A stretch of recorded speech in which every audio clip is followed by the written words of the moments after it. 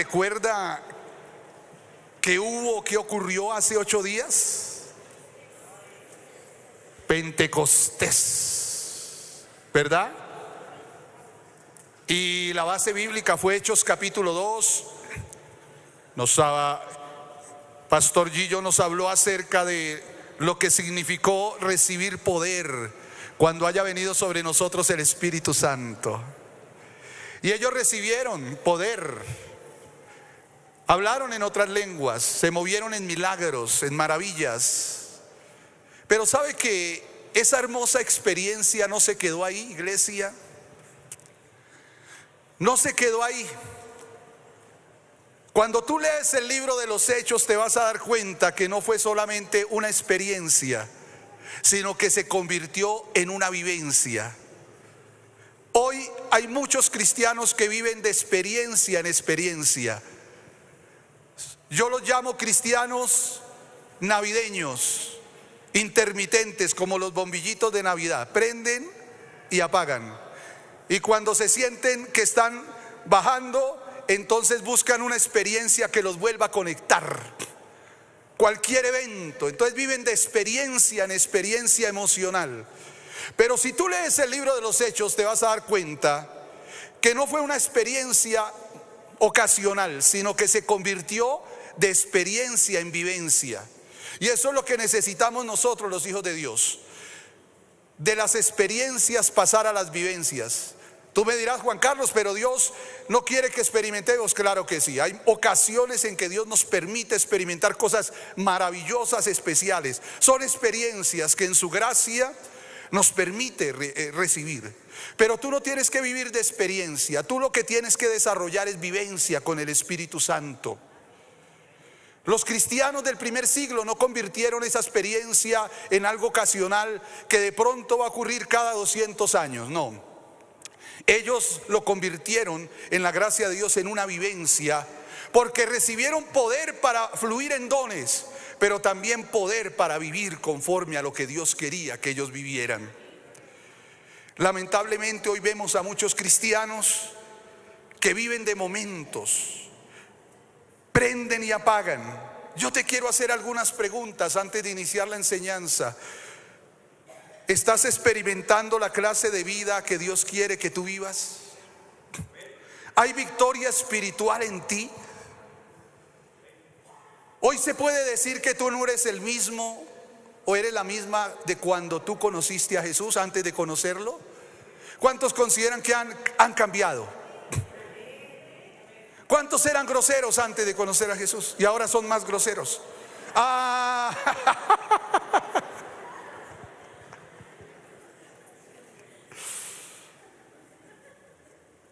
Si puedes decir que tú no eres el mismo, que has ido creciendo. Tu vida tiene que ir en ascenso, no involucionando, no en altibajos. Tú me dices, Juan Carlos, pero es que soy ser humano y también tenemos nuestros momentos emocionales. Claro que sí, pero esa no debe ser una constante en tu vida. Tu vida debe ser, sí, una vida que va en ascenso espiritual, porque no vives de experiencias, sino que tienes vivencias. Entonces hoy el título de la enseñanza es Vida Plena. Y para hablar de ese tema hay una referencia bíblica. Me encanta este pasaje.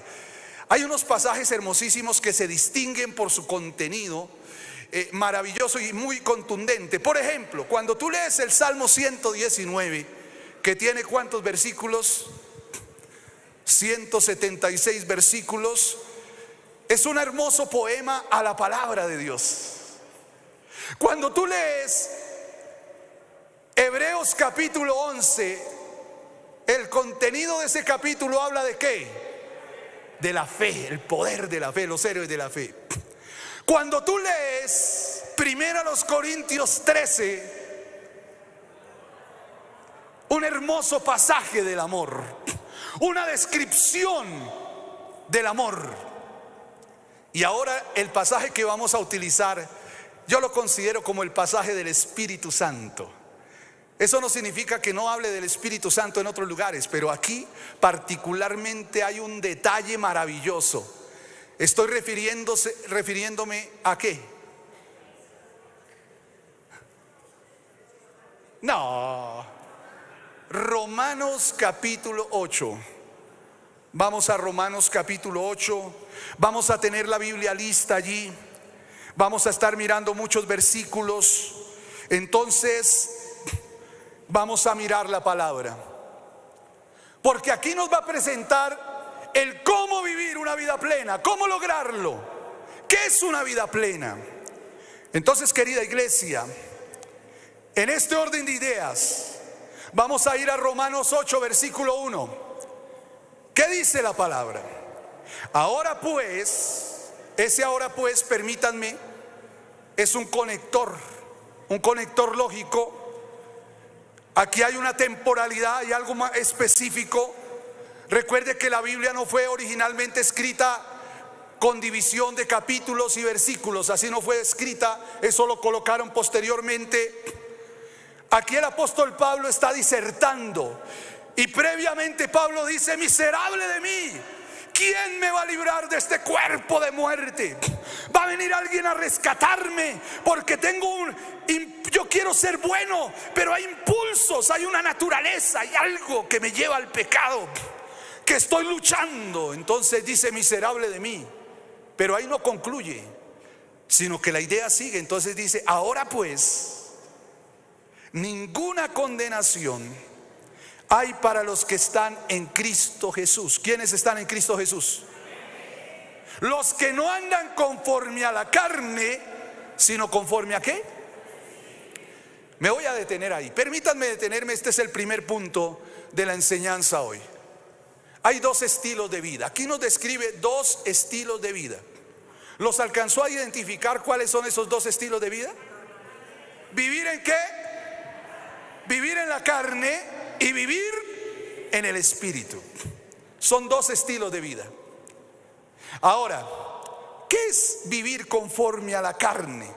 La palabra carne, que en griego hay muchas palabras, pero esta es sars, tiene un significado especial.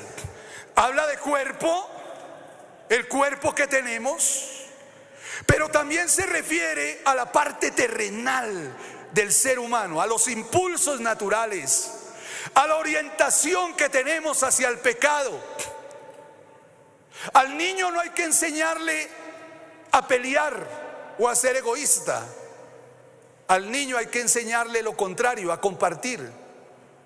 Porque él no nace así, él nace con una naturaleza, unos impulsos. Es la naturaleza que tenemos en este vestido de carne que tenemos. Cuando tú lees otras versiones, la palabra carne la colocan de esta manera: mente natural o naturaleza pecaminosa. Eso también es carne, cuando habla carne en la Biblia.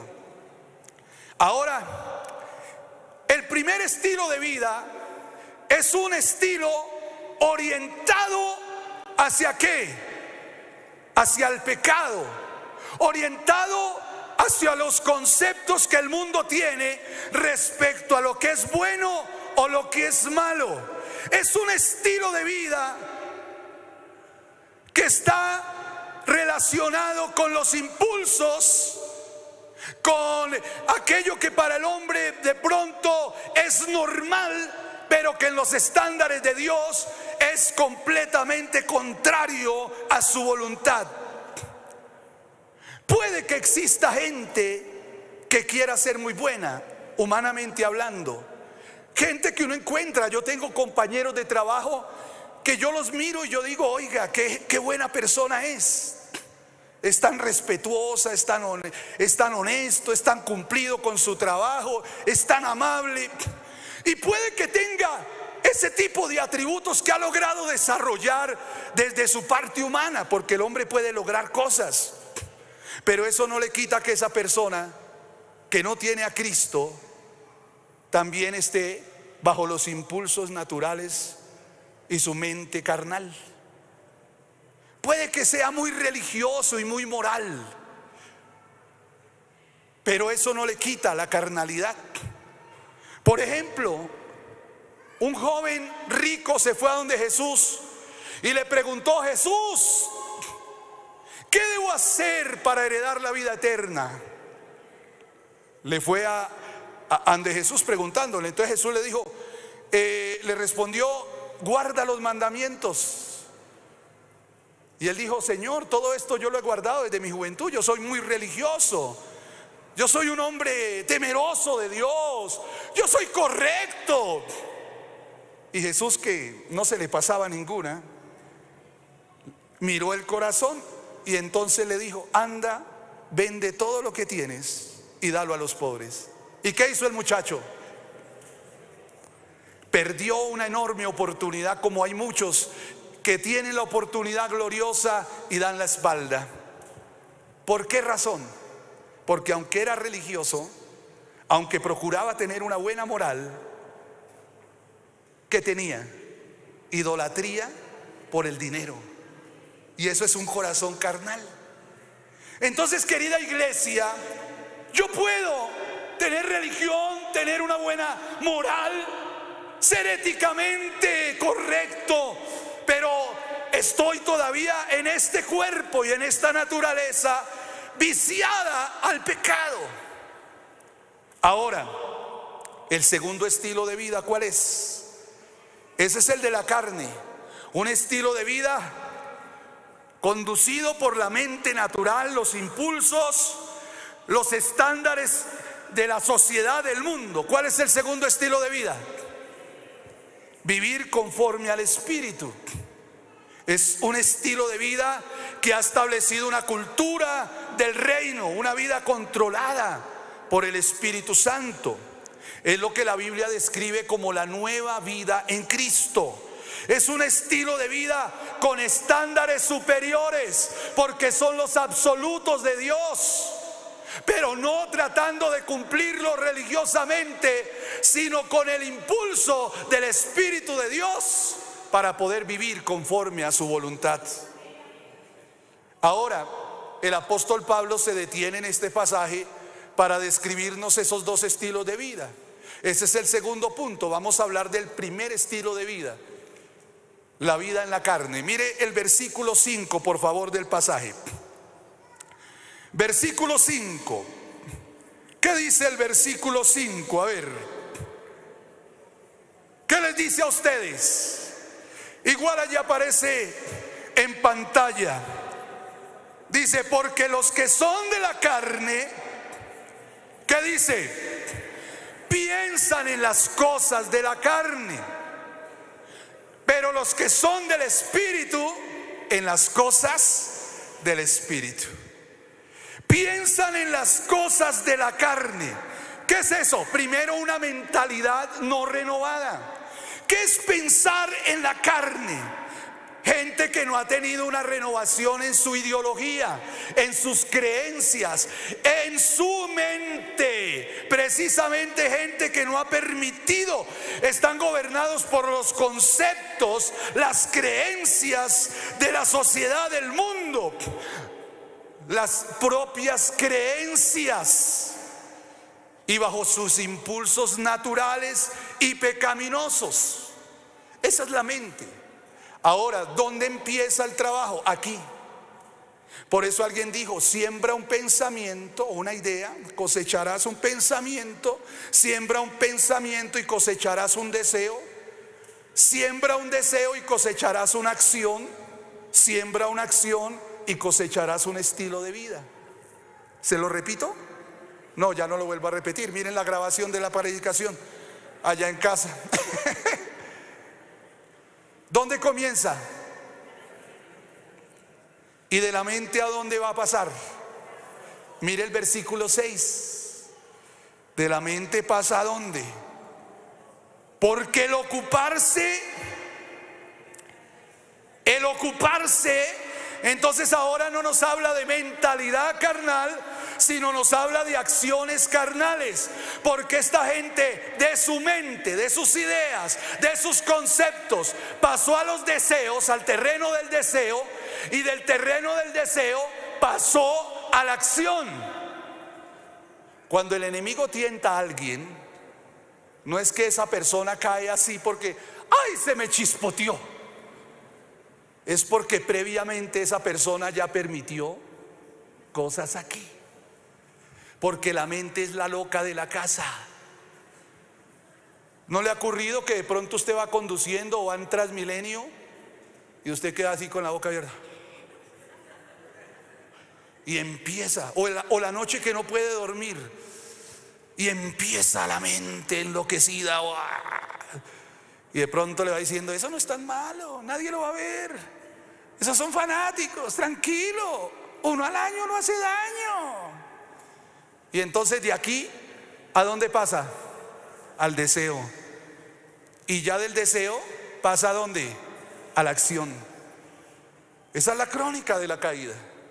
Entonces por eso dice que ellos comienzan con una mente, pensamientos carnales, y luego se convierten en deseos, y los deseos en actitudes. Acompáñenme a mirar esas obras de la carne. ¿Qué significa ocuparse en la carne?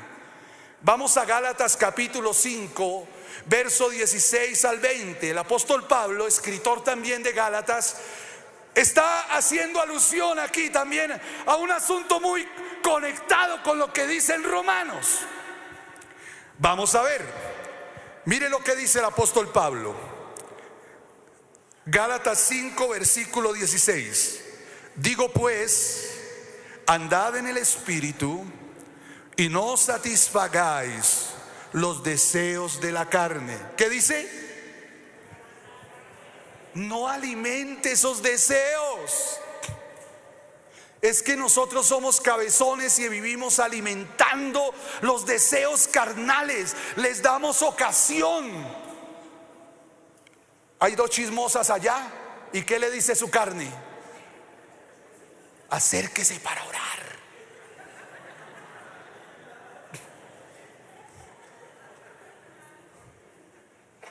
No alimente. Está usted solo en la casa y está, sí, canaleando. Y de pronto, ¡pum!, apareció por ahí un canal de esos raros. ¿Y qué le dice la carne? Un ratico. Y usted se queda. ¿Pero qué dice? No satisfagan los deseos de la carne. No los alimente, no les dé ocasión. Y luego dice: porque el deseo de la carne es contra el espíritu, y el del espíritu es contra la carne. Pero si y estos se oponen entre sí, para que no hagáis lo que quisiereis. Pero si sois guiados por el espíritu, no estáis bajo la ley. Y ahora dice: y manifiestas son las obras de la carne, que son adulterio, fornicación, inmundicia, lascivia, idolatría, hechicerías, enemistades, pleitos, celos, iras, contiendas, disensiones, herejías, envidias, homicidios, borracheras, orgías. ¿Y qué dice? Y cosas semejantes a estas. Es decir, que la lista continúa. No están ahí mencionadas, acerca de las cuales os amonesto, que los que practican tales cosas, ¿qué? Ojo, mire las obras de la carne. ¿Qué hace el carnal? Se ocupa porque ya ha permitido primero eso, ¿dónde? Y en su mente muchos han normalizado estas cosas, porque la ideología de la posmodernidad los ha filtrado. Entonces dicen: pero eso no es tan malo. Hoy en día la sociedad entonces le vende sus antivalores y dice: pero eso igual, eso no hay que exagerar tanto. Entonces la gente sin Cristo ya ha normalizado, ha naturalizado esto, y vivir de esta manera es normal. ¿Acaso usted no tiene compañeros o gente que no conoce a Cristo y muchas de estas prácticas para ellos son normales? Porque esa es la naturaleza. Ahora, este estilo de vida, ¿qué ocasiona? Mire lo que dice el versículo 7. Los designios de la carne. Estoy leyendo en Romanos, ahora Romanos 8. Mire lo que trae. Los designios de la carne son enemistad contra Dios. Gálatas 5:17 lo dice: porque el deseo de la carne es contra el espíritu. Hay una lucha. ¿Qué le pasa a la persona que vive en su naturaleza, bajo sus impulsos? bajo sus deseos. ¿Qué hace en sus prácticas? Su práctica lo aleja de Dios. ¿No le pasó a Adán y a Eva cuando ellos los puso Dios en el huerto? ¿Y qué les dijo? De todo árbol pueden comer menos de qué. Les quiero decir que no fue una manzana, ni una pera, ni un mango, ni una mandarina. Porque hay cristianos todavía que piensan que fue la manzana. Y hay otros que piensan que como los hombres tenemos aquí esta pepita, entonces que quedamos atragantados aquí con la manzana del pecado. Todavía hay gente que piensa eso, ¿sí? Pobres los hombres, sí ve cómo nos estigmatizan. Y ahora, ¿qué pasa aquí, querida iglesia? Cuando Dios se relacionaba directo con Adán y Eva, cuando ellos transgredieron porque se dejó llevar por los deseos de sus ojos y consideraron y dijeron: oiga, sí, hasta la serpiente tiene razón, oiga, culebrita y todo, pero hasta inteligente, es hasta bonito ese fruto. Yo creo que Dios está exagerando, vamos a coger. Y comieron. Y desde ese día se rompió el vínculo. No porque Dios se alejó del hombre, sino que en su naturaleza el hombre decidió ¿qué? Alejarse de Dios. Por eso los impulsos de la carne son enemistad contra Dios. ¿Y qué trae esto? Pues algo muy obvio. Versículo 8, mire lo que dice el verso 8. ¿Cuál es el resultado de ese estilo de vida? Impulsos de la carne, una vida viciada al pecado, enemistad con Dios.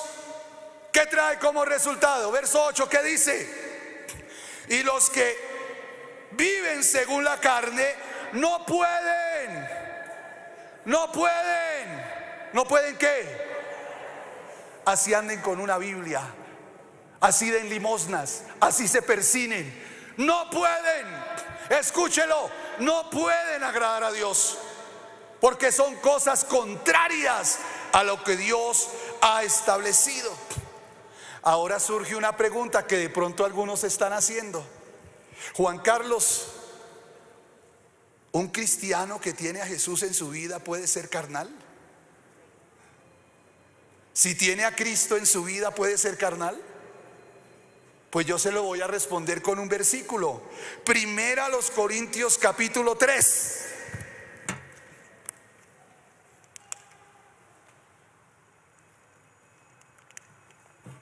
Primera a los Corintios capítulo 3 verso 1.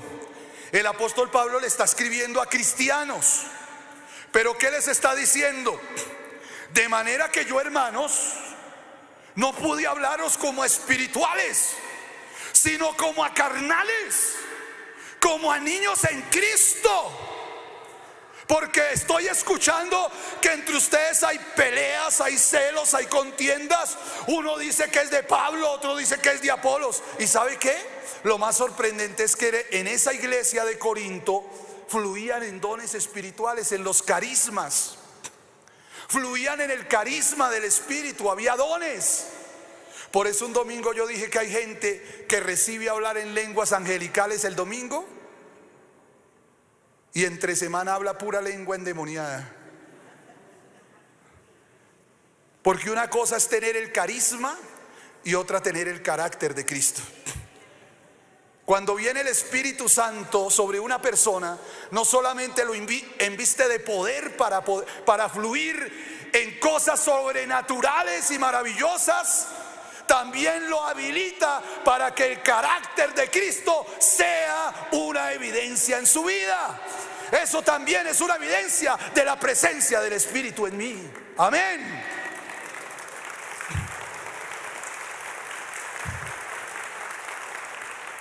¿Y cuál es el resultado de un estilo de vida carnal?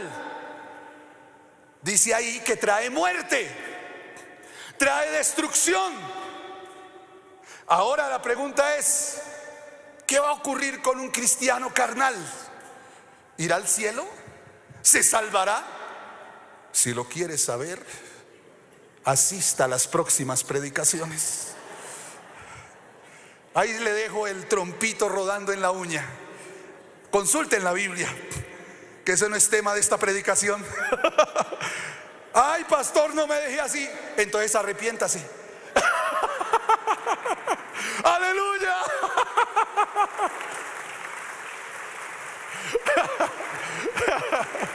Así de sencillo. ¿Para qué me invitan a predicar? Tercer punto. Ya hablamos del estilo de vida carnal. Ahora sí vamos a ir al asunto del mensaje. ¿Qué características tiene una vida plena, una vida en bendición? Vamos a mirarlo y ya tú te vas a evaluar. Esta es la rúbrica de evaluación para saber si yo soy un verdadero cristiano, si tengo una vida espiritual. Y si no, les toca plan de mejoramiento. ¿Por qué razón? Ya vamos a mirar. Primera característica, versículo 1 de Romanos 8. ¿Cuál es la primera? Ahora pues, ninguna condenación hay para quienes. ¿Hay para quienes? ¿Cuántos están en Cristo Jesús? Los que no andan conforme a la carne, sino conforme a ¿qué? La primera característica de un cristiano con vida plena es que no tiene un espíritu de condenación. Esa palabra condenación, y perdónenme aquí los especialistas en derecho, porque probablemente yo no uso los términos técnicos, pero esta palabra condenación aquí se refiere a una absolución legal. Es decir, alguien que ha pagado ya su pena, porque ya ha cumplido con lo que le estableció el juez y ya puede salir libre de la cárcel con su hoja de vida ya limpia, correspondiente al delito que él cometió. Eso es ninguna condenación. Tú y yo, ¿por qué ya no tenemos ninguna condenación? Porque un día tú recibiste a Cristo en tu corazón y todo lo que tú hiciste en el pasado quedó borrado con la sangre preciosa de Jesús. Amén. Ahora tienes que lidiar con esas consecuencias, pero eso no significa que no te haya perdonado. Tú ya no tienes que escarbar en el pasado. Tú ya no tienes que hacer una regresión. Tú ya no tienes que estar culpándote y dándote golpes de pecho. El pasado es eso, pasado. El pasado es eso, pasado. Ninguna. Uy, pero es que yo cometí tantos pecados. ¿Será que Él sí me perdonó? Ninguna condenación hay para los que están en Cristo Jesús. Tu presente está redimido por la sangre de Cristo. Pero tengo luchas, tengo presiones. Sí, Él también te da la gracia para ser un vencedor. Futuro, yo no lo sé, no lo conozco, no sé qué va a ocurrir con mi vida, pero su gracia es suficiente también para el mañana. Hay muchos preocupados por el pasado y por eso se deprimen, otros por el presente y por eso viven con profunda ansiedad y angustia e incertidumbre. Pero mi pasado, mi presente y mi futuro están en las manos de Jesucristo, y por eso ninguna condenación hay para los que están en Cristo Jesús. Amén.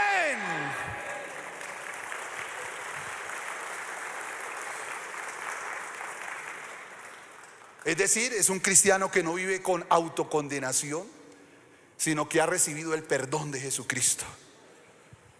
Segunda característica, piensa en las cosas del Espíritu. ¿Qué hace el carnal? ¿Qué hace el espiritual?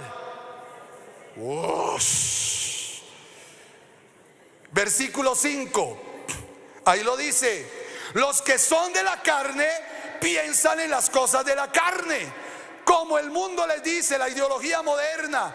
Piensa en los placeres momentáneos, piensa en las estructuras filosóficas de esta posmodernidad, piensa con la carne. Pero los que son del Espíritu tienen una mente renovada, una mente transformada, una mente que ahora se alimenta con los pensamientos de Dios.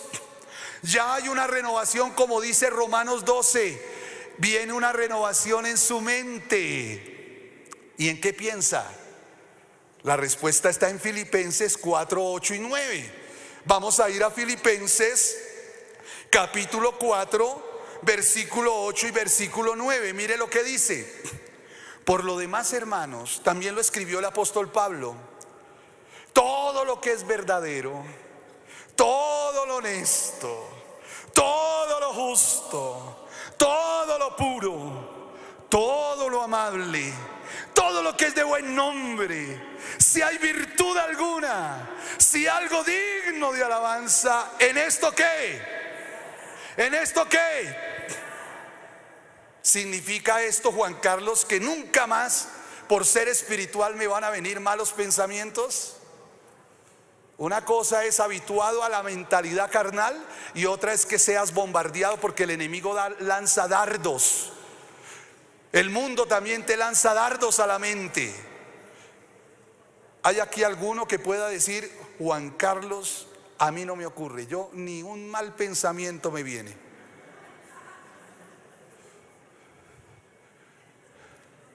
Me preocupa que esté aquí metido, porque acá estamos solo gente en proceso. De pronto se contagia acá, hay que orar rápido para enviarlo para el cielo. ¿Significa que tú eres carnal porque a veces se te viene la loca de la casa a traerte cosas raras? No, el problema no es que a veces venga, el problema es que tú permitas que tomen nido en tu cabeza y que de aquí pasen acá. ¿Recuerda al rey David? El adorador, el dulce cantor de Israel, el que escribió 73 salmos, el guerrero, el que se enfrentó a Goliat. Pero un día, en el terrado de su palacio, caminando por el palacio, vio a una hermosa mujer que se estaba bañando desnuda. Desde el terrado de la casa de él podía ver hacia abajo. Y se le vino el pensamiento, y de pronto dijo: te reprendo, Satanás, fuera, soy el rey. Pero si miro 2 veces, yo creo que no es pecado, Señor.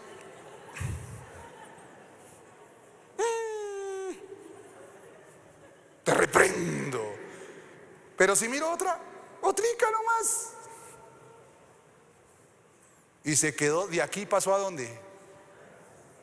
Y de aquí ¿a dónde pasó? A una acción, y se volvió adúltero y asesino. Así opera. Así opera. Entonces viene el estímulo a través de tus sentidos, tus ojos, lo que oyes. Por eso revisa qué clase de música escucha, porque eres lo que escuchas, eres lo que ves. No des lugar a la carne. Si tú solamente alimentas tu mente con toda esa letra de canciones medio eróticas, ¿cuál va a ser el resultado? Ahí está. Eso se llama sentido común, iglesia. No hay que espiritualizar tanto la cosa, ese es sentido común. Entonces es como alimentas tu mente. Vienen los pensamientos, pero el hecho de que tú tengas un mal pensamiento, no eres un carnal. Eres carnal cuando te rindes a los impulsos de tu mente carnal, natural, y te lleva al deseo, y luego comienzas a practicar. Y después de que estás en una práctica pecaminosa, se te cauteriza la conciencia y ya pierdes el concepto de lo que es bueno y es malo, y ya te habitúas a ese estilo de vida. Eso es lo peligroso, iglesia. Tengamos mucho cuidado.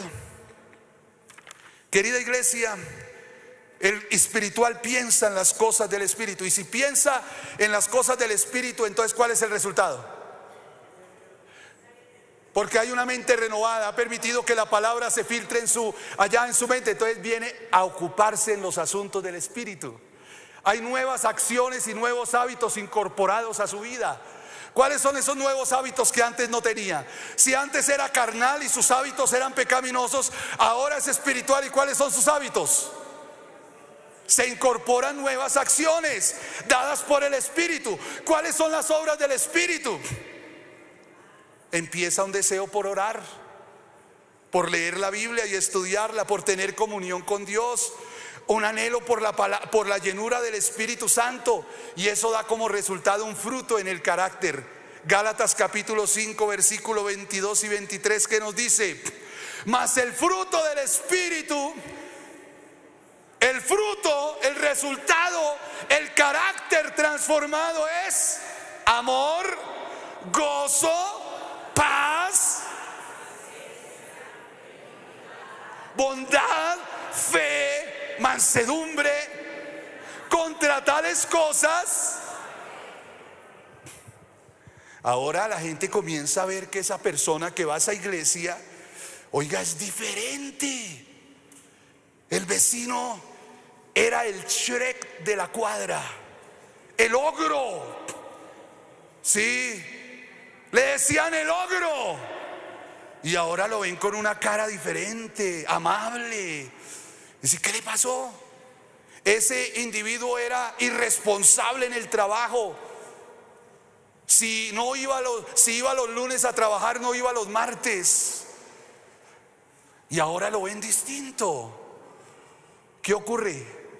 Su mente cambió, sus deseos cambiaron, sus acciones y sus hábitos también. Y ahora entonces comienza a experimentar ¿qué? Un fruto. Ahora, iglesia, quitémonos esa falsa idea que tú recibes a Cristo, te acuestas hoy y mañana te levantas santificado.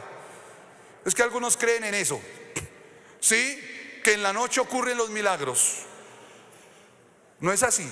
Esto es un proceso de andar con Cristo constantemente, porque nos van apareciendo cositas que creíamos que no teníamos.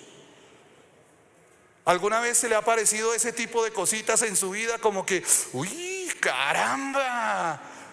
Porque hay cosas todavía que el Espíritu necesita trabajar en nosotros. ¿Significa que tú eres carnal porque apareció eso? No, eres carnal cuando permites que esas cosas te dominen. Tú tienes que ser victorioso en ese tipo de situaciones. Entonces, iglesia, hay el fruto del Espíritu. Vamos a la otra característica, versos 7 y 8. Dice: si el carnal no agrada a Dios, ¿qué pasa con el espiritual? Por deducción lógica, agrada a Dios. Entonces es una persona que en todo el estilo de su vida, ¿qué quiere? Quiere agradar a Dios.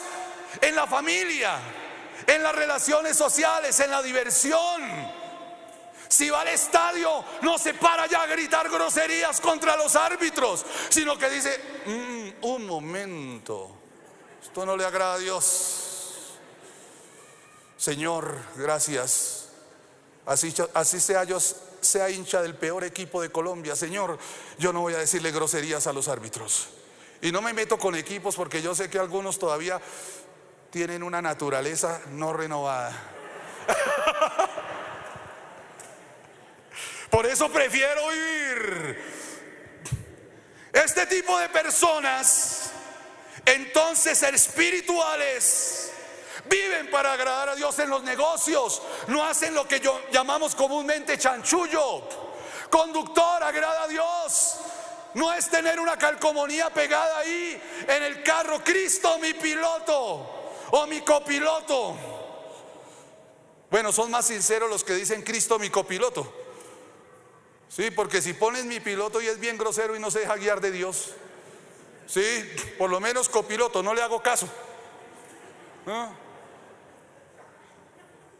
Aleluya, ay, estoy pegando. Este tipo de cristiano tiene una vida de victoria en Cristo Jesús. Versículo 13, mire lo que dice. Verso 13, tiene una vida de victoria. ¿Por qué? ¿Qué dice? ¿Qué dice el versículo 13? ¿Porque qué? Porque si Cristo está en vosotros, el cuerpo en verdad está muerto a causa del pecado, mas el espíritu vive a causa de la justicia. Y si el espíritu de aquel que levantó de los muertos a Jesús mora en vosotros, el que levantó de los muertos a Cristo Jesús vivificará también vuestros cuerpos mortales. Estoy leyendo antes, pero ahora sí voy a ir al versículo 13. ¿Y qué dice el verso 13? Los que son de la carne, los que son del espíritu, ¿qué hacen? ¿Qué hacen? Dice que por el Espíritu hacen morir las obras de la carne. Querida iglesia, hay cristianos frustrados porque creen que esto depende de nosotros. Sí, debe haber colaboración, debe haber disposición, pero esta es una obra de gracia dada por el Espíritu Santo. El ser humano puede lograr muchas cosas, sí, en su esfuerzo. Puede lograr ser buena persona, puede lograr dejar la mentira, puede de pronto lograr dejar vicios, porque yo lo sé, yo lo he visto. Pero esos logros de pronto se quedan ahí. El único que da transformación verdadera es el Espíritu Santo. Entonces significa que tú eres carnal porque de pronto se te aparecen algunos, porque dice aquí que estamos muertos al pecado. ¿Qué significa eso, muerto al pecado? Que todos los días tú tienes que morir, todos los días, porque hay una mañana que tú te despiertas, ¿sí? No con la ayuda idónea, sino con la ayuda demonia.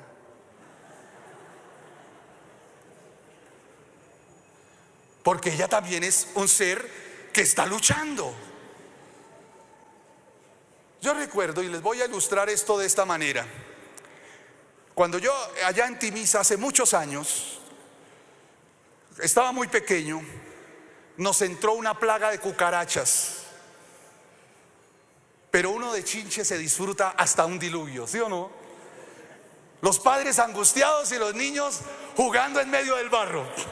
Pues nosotros de chinitos nos divertíamos cuando apagábamos la luz de la cocina y prendíamos y salían todas las cucarachas a perderse. Y las que alcanzábamos a agarrar, ¡ta, ta, ta, ta! ¿Quién mató más? Eso suena asqueroso, ¿no es cierto? Pero más asqueroso es que aparezcan cucarachas en su carne y usted no las mate. Ah, ahora sí, ¿no? ¿Nos estamos entendiendo? Aparece la luz de Cristo y le muestra las cucarachas. Pues hombre, para que mate en el nombre de Jesús por el Espíritu de Dios. Esto no va a dominarme en el nombre de Jesús. Tenga, esto no me va a dominar a mí. Tenga. Holocausto de cucarachas allí. Todos los días, por el Espíritu, tú tienes que hacer morir las obras de la carne. Tomar decisiones sobre eso. Verso 14, voy rápido porque ya ustedes me empiezan a mirar con ojitos de hambre. Y yo sé que por mi contextura no me alcanzan a ver como un pollo.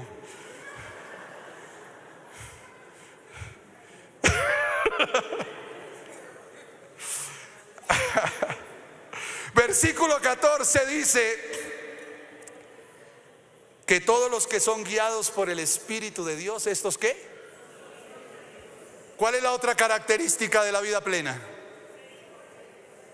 Que usted es guiado por el Espíritu de Dios. Usted no se guía por su propio sentido común, por sus propias creencias o ideologías, por el pálpito. Ay, tengo un pálpito. No, usted es guiado por ¿quién? Entonces tú aprendes a ser sensible a la voz del Espíritu Santo, porque tú lees la palabra y el Espíritu de Dios te recuerda, Él te redarguye, Él te advierte. Él es el Paracletos. Paracletos significa alguien que fue asignado para estar contigo, para que sea tu auxiliador. Entonces tú eres guiado. Un cristiano en vida plena es guiado por el Espíritu Santo. No se atreve a dar un paso sin haber recibido la guianza, la dirección del Espíritu Santo. Esto no se aprende de la noche a la mañana, querida iglesia. Esto se necesita ejercitar discernimiento en el Espíritu Santo. Esto se necesita ir madurando en el Espíritu Santo. Pero tú, si tienes vida plena, eres guiado, eres guiada por el Espíritu de Dios. Y quiero terminar con la última característica. Versículos 15 al 17. Y por favor mírenlos y reciban esta palabra de parte del Señor. Versículos 15 al 17. ¿Qué nos dice la palabra allí en esos versículos 15? Pues no habéis recibido el espíritu de esclavitud para estar otra vez en temor, sino que habéis recibido el espíritu de adopción, por el cual clamamos: Abba Padre. Siguiente, el Espíritu mismo da testimonio a nuestro espíritu de que somos ¿qué? Hijos de Dios. Y ahora, ¿y si hijos también? Herederos de Dios y coherederos con Cristo, si es que padecemos juntamente con Él. Nos gusta la primera parte, herederos, pero viene la otra, si es que ¿qué? Porque vivir una vida en el Espíritu trae su padecimiento, es muerte. Esto no es una vida a la comodidad, a las anchas, no, es sujeción al Espíritu, es doblegar mi carne y mi naturaleza al Espíritu, es dejar de ser soberbio, arrogante, orgulloso, altivo y permitir que el Espíritu me comience a trabajar, es exponerme a que sea criticado, señalado, burlado. Nos gusta heredero, pero no nos gusta si padecemos con él. Ahora, la última característica de un verdadero cristiano que tiene vida plena es que no tiene un espíritu de esclavitud, sino un espíritu de adopción. ¿Un espíritu de qué? Un espíritu de adopción. Tú has sido libre en Cristo. No eres un esclavo, eres libre en Jesús. Él te adoptó como su hijo. ¿Cuántos padres hay aquí conmigo? Es muy probable que muchos de ustedes se hayan divorciado de su pareja, pero nunca ustedes se divorciaron de sus hijos, porque de los hijos uno nunca se divorcia. ¿Cuántos de ustedes de pronto tienen hijos un poco terribles, un tanto desobedientes? No levante la mano para no avergonzarlos.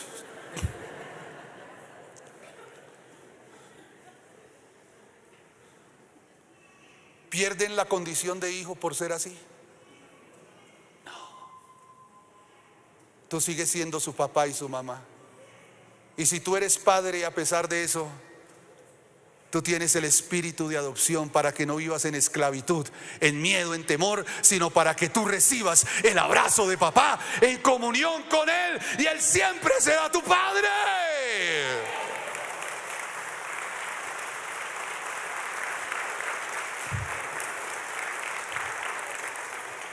Ahora dice que heredero, eso es gracia.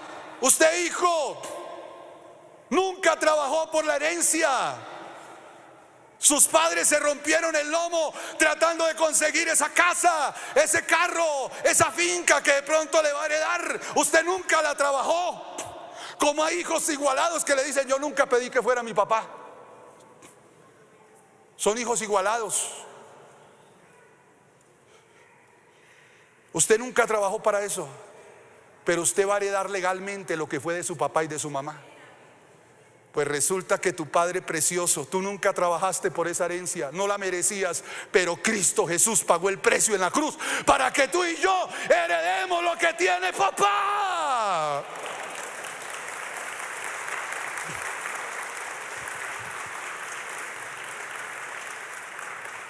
Eso lo tiene un hijo, identidad. Identidad de hijo. Hay muchas voces que vienen a nosotros. Ay, pero tú eres un fracasado. Pero tú eres tan malo. Pero es que tú no tienes talentos. Es que tú tienes luchas allá y eso te hace tan... Dios no se agrada de eso. Tú ya estás en el infierno. Y vienen palabras y dardos del diablo sobre nosotros.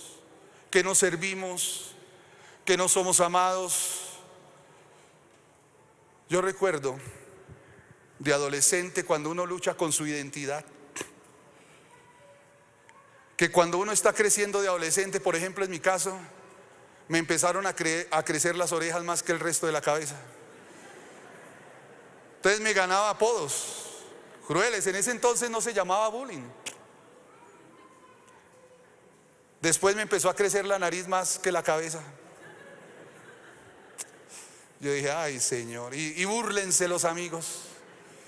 Y yo llegaba a la casa un poco frustrado y mi mamá me decía: Juan Carlos, tú eres lindo. Siempre las mamás a uno, ¿no es cierto? Después me empezó a salir acné y mi papá me decía, pero yo tuve, vea, tú estás bien, simpático, no te dejes deprimir. Ay, tan lindos los padres. Pero lo digo con esto: tú puedes escuchar muchas mentiras del diablo, de la sociedad, de la gente, de tus familiares, pero cuando tú eres hijo, tú solamente crees lo que tu papá te dice, lo que dice la Biblia, que tú eres perdonado, que tú eres aceptado, que tú eres redimido, que tú eres victorioso, que tú eres heredero, que tú eres amado, que tú tienes un Padre que te ama.